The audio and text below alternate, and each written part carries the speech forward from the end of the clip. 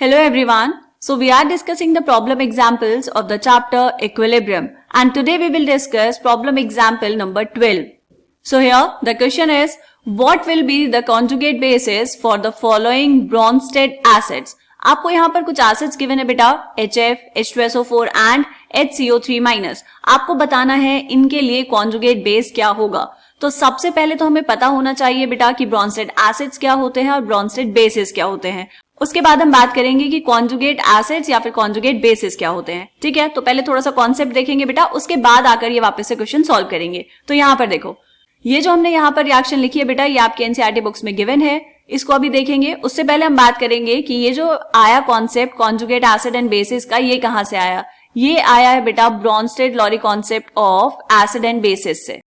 ठीक है, क्या कहता है ये concept? According to this concept जो एसिड्स होते हैं बेटा, उनको हम क्या कहेंगे? Bronsted acids. ब्रॉन्स्टेड एसिड्स वो स्पीशीज हैं जो क्या होती हैं? प्रोटॉन डोनर्स होती हैं, जो प्रोटॉन डोनेट कर सकती हैं। प्रोटॉन डोनेट करने का मतलब क्या है बेटा? जो H+ को दे सकती हैं। ठीक है, और ब्रॉन्स्टेड बेसिस क्या होते हैं बेटा? ब्रॉन्स्टेड बेस होंगी ऐसी स्पीशीज जो क्या करेंगी? जो प्रोटॉन को एक्सेप्ट करेंगी। तो हम लिखेंगे ये क्या होंगे? Proton acceptors. ठीक है, इसको समझेंगे कैसे? यहां देखो, NH3 है एक्वस सॉल्यूशन में और आपने उस पर डाला वाटर। तो यहां पर क्या हुआ बेटा? ये जो NH3 था, इसने एक H+ को क्या किया है? एक्सेप्ट किया है। NH3 से बन गया है NH4+। तो ये NH3 क्या है बेटा? ये है बेस, क्योंकि ये प्रोटॉन एक्सेप्टर है। प्रोटॉन आया कहां से? प्रोटॉन आया है वाटर से, H2O से। H2O ने H+ दे दिया है और बन गया है OH-। तो ये वाटर क्या है बेटा? ये है ब्रॉन्स्टेड एसिड।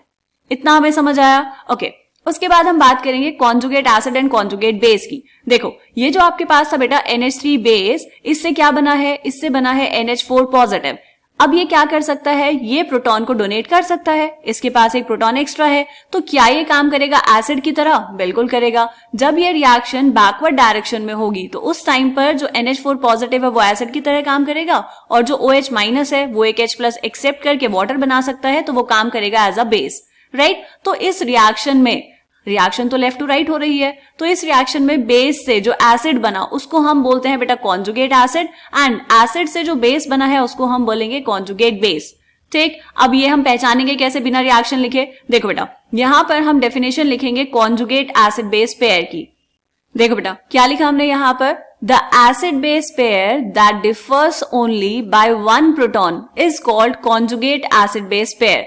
जैसे अगर हम इस रिएक्शन में बात करें बेटा, आपके पास एसिड कौन था? आपके पास एसिड था H2O, this is acid.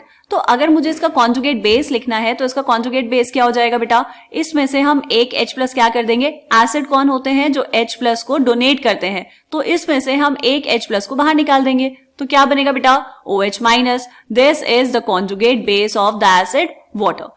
Water जो है बेटा वो एसिड की तरह भी काम करेगा एज वेल एज बेस की तरह भी काम करेगा। इसकी दूसरी जो रिएक्शन है वो भी आपकी एनसीईआरटी बुक में दी हुई है, जस्ट इस रिएक्शन के नीचे। ठीक, यहां पर बेस कौन है इस रिएक्शन में? इस रिएक्शन में बेस है बेटा NH3। NH3 is the base. अब मुझे क्या लिखना है? इसका लिखना है कॉन्जुगेट एसिड। ब्रॉन्स्टेड बेसिस क्या होते हैं बेटा? जो प्रोटॉन एक्सेप्ट करते हैं। तो ये एक प्रोटॉन एक्सेप्ट करेगा और बन जाएगा NH4+। तो ये जो बना है ये क्या है बेटा? This is the conjugate acid of base NH3। समझ आया? कॉन्जुगेट एसिड बेस में आप बिल्कुल कंफ्यूज नहीं होंगे बेटा, बहुत सिंपल सा कॉन्सेप्ट है। ऐसे एसिड बेस पेयर जिनमें सिर्फ और सिर्फ एक H+ का डिफरेंस हो, जैसे यहां पर H2 और OH- में एक ही H+ का डिफरेंस है, एंड NH3 एंड NH4+ में भी एक ही प्रोटॉन का डिफरेंस है। तो यहां पर हम इनको क्या कहेंगे बेटा? These are the conjugate acid base pair. Clear? बात समझ आई? अब वापस चलते हैं बेटा क्वेश्चन पर। ये है आपका क्वेश्चन, इसमें पूछा है कि आपको बताने हैं conjugate basis for the Brønsted acids. कौन कौन से एसिड है बेटा? आपको दिया है HF and H2SO4 and the last one is HCO3-। आपको बताने हैं इनके कॉन्जुगेट बेसिस। कैसे बताएंगे बेटा? देखो, आपको दिए हैं एसिड्स। एसिड्स होते हैं प्रोटॉन डोनर्स। ब्रॉन्स्टेड एसिड की बात कर रहे हैं तो ये है प्रोटॉन डोनर्स। तो एक H+ ये डोनेट कर देंगे। तो HF जब एक H+ डोनेट कर देगा तो क्या बनेगा बेटा? F-। तो HF का जो कॉन्जुगेट बेस है वो है F-। ऐसे ही H2SO4 में से एक H+ हम बाहर निकाल देंगे तो ये क्या बन जाएगा बेटा? HSO4- एंड HCO3- में से एक H+ बाहर निकाल दिया तो ये था CO3 माइनस, एक और H प्लस चला गया है तो क्या हुआ, एक और नेगेटिव चार्ज एक्स्ट्रा हो गया, तो ये हो जाएगा CO3 2 माइनस या फिर CO3 माइनस 2। ठीक है, हम इसको लिखेंगे 2 माइनस। समझ आया? तो ये क्या है बेटा, ये है आपके पास conjugate basis for the given acids. Done. अब हम चेक करते हैं बेटा एनसीईआरटी में इसका सॉल्यूशन। यहां देखेंगे क्या सॉल्यूशन गिवन है। The conjugate bases should have one proton less in each case and therefore the corresponding conjugate bases are F minus, HSO4 minus and CO3 minus respectively। यही आंसर हमने यहां पर दिया है। इसमें जो स्टेटमेंट लिखी है बेटा, conjugate bases should have one proton less in each case, एक प्रोटॉन कम होना चाहिए। ऐसा क्यों? क्योंकि जो एसिड्स होते हैं वो प्रोटॉन डोनेट करते हैं और कॉन्जुगेट एसिड बेस में डिफरेंस एक ही प्रोटॉन का होना चाहिए, तो इसलिए जो कॉन्जुगेट बेसिस हैं उनमें एक प्रोटॉन कम होगा किससे, एसिड से।